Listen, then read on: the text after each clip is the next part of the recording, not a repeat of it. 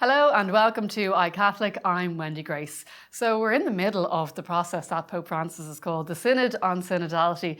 There is many elements to it and you'll see us discussing much of that here on iCatholic. But my next guest has a very important role to play. Cardinal Mario Grech is the General Secretary of the Synod on Bishops, and we're going to be discussing his role so far and his hopes for the process, and it's great to have him with us on iCatholic today. So, Cardinal, this is a huge exercise that is taking place, obviously, all over the world. It's unprecedented. Something like this has never happened before. Why do you think it's at this particular time that Pope Francis has decided to do a synod on synodality? I think one of the main reasons why the Holy Father is inviting the Church to be more synodal is in view of evangelization. I mean, synodality and evangelization are the two sides of the same coin. I'm pretty sure that the Holy Father is very passionate, to help the human person to encounter Jesus, because Jesus is the reason for our life. Now, in his message, his person is really light to the world. And after all, this is what the church is called for, a missionary church. And it's good to remind ourselves that the theme of this synod is for a synodal church, communion, participation, but for a mission. And the fact that mission is last, the last word in the frame, it does not mean that it's less important, but I would say it's the most important element. So, yes, I think the Holy Father would like to give fire to the world by proclaiming the gospel. Obviously, he cannot do this by himself, but he wants all the people of God to get engaged in this mission. And when I say all the people of God, I'm talking about a synodal church, because a synodal church is a church where all the baptized feel to be engaged. I think a lot of people are still getting to grips with understanding what synodality is, but is the idea of synodality something that is new within the church? Synodality is not an added element to the church. It is the church. In fact, the Holy Father says that the church either is synodal or it is no church at all. And when we say church, again, I repeat, we mean the people of God. And this is the teaching of Vatican II. Now, Lumen Gentium, chapter 2. And when I say the people of God, all the baptized are included. It's a pity that when at times there are those who, when they say the people of God, they only intend the laity. The people of God over there. No, we are all people of God. Obviously, we have different charisms, different ministries. But this is for one particular purpose, so that we can fulfill the commandment that Jesus gave us to proclaim the gospel to the world. The more we become church, the more we become missionary. So just to explain people the background as to where we're at the moment, in Frascati, delegates came together, they took everything that had been submitted from all over the world and they had to synthesize it. It was no easy task. And now that synthesis is being sent back to countries all over the world. So this is called the Continental Stage. What are your hopes for this part of the process? What are your hopes, Cardinal, for the Continental Stage?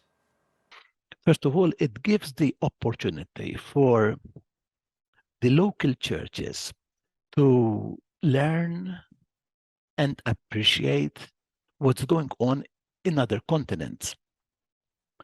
Because the document that we are proposing for the Continental Stage is a document that puts together the various views coming from the Universal Church.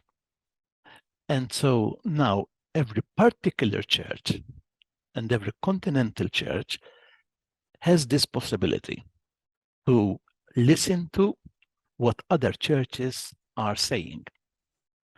And we can really learn from one another. Listening to one another, we can learn from one another. I can say that already at a continental level, we are practicing the principle of circularity.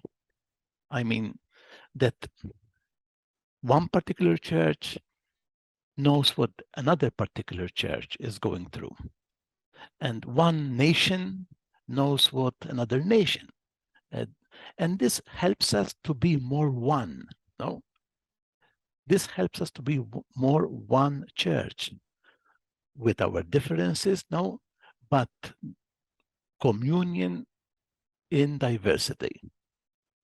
Something that's happening, let's say, in Africa might not be good in Europe, but surely there are things that we can share and we can sustain one another in this missionary project.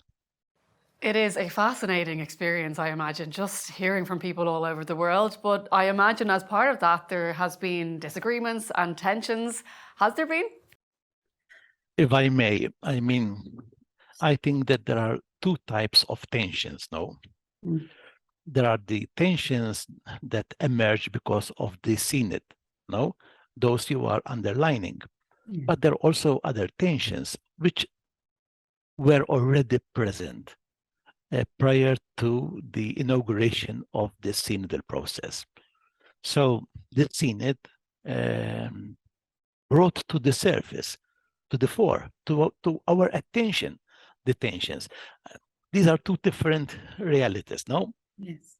So there are already tensions in the people of God, and this is something positive, because a tent cannot stand, if the ropes are not tense, And tensions, can help us not to sleep over, but to continue to be vigilant and to continue to be open to the Spirit, and in a prayerful attitude to continue to invoke the Spirit to enlighten His church, to find a way how to incarnate the gospel today, because the reality today is different from yesterday's, So it is a must that we also try to find an answer to the queries that contemporary people are bringing to the fore. But again, there are tensions because, of the Synod. The sort of tensions you mentioned. But again, I'm not really worried about this. This is natural. Because, first of all, because this is a new experience, and we are all in a learning process. For me, it's a learning curve as well, even here at the office.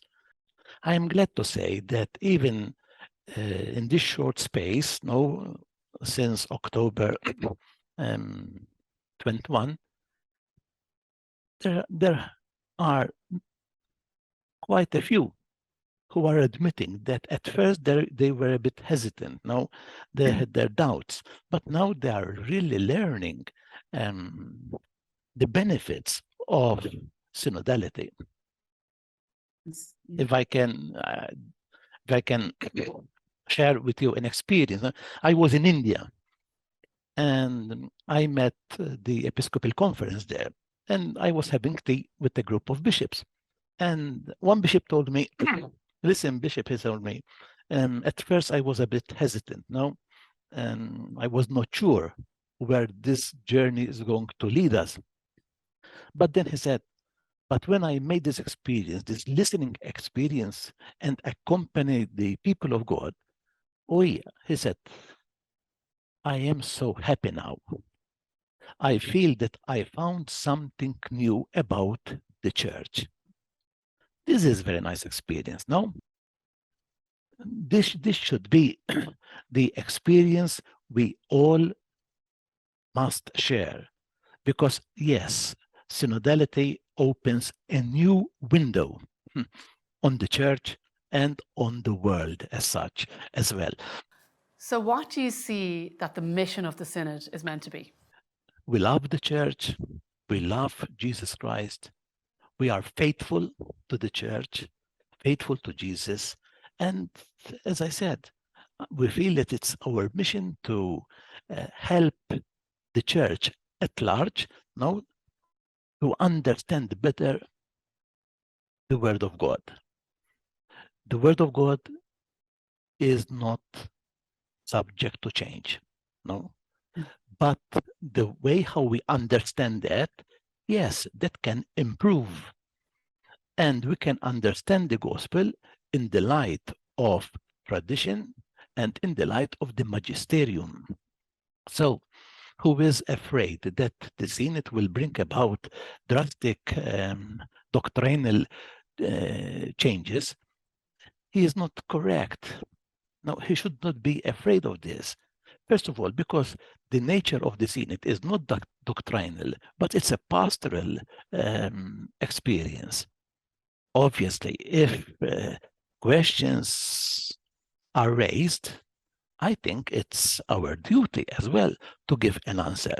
But to give an answer does not really mean that we have to invent a new answer. Perhaps we have to explain in a better way, in a language that is understood today, no? And for you personally, are you enjoying helping to be part of guiding the Synod process?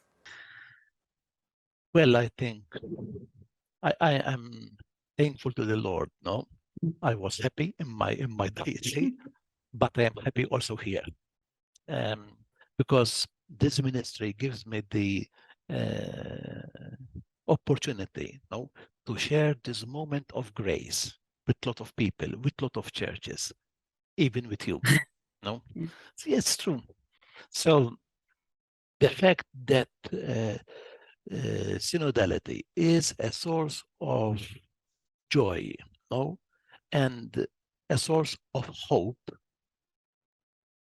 to many, for me, is something that I am grateful for, and I am happy. No, I'm glad that, notwithstanding my limitations, the Lord has called me to be at the service of the church in this particular moment. And finally, just to ask you, and looking beyond the Synod, what is your hope for the church? A more Christ-like church that who meets us, no, can say that he is or she is meeting Jesus. That would be our mission.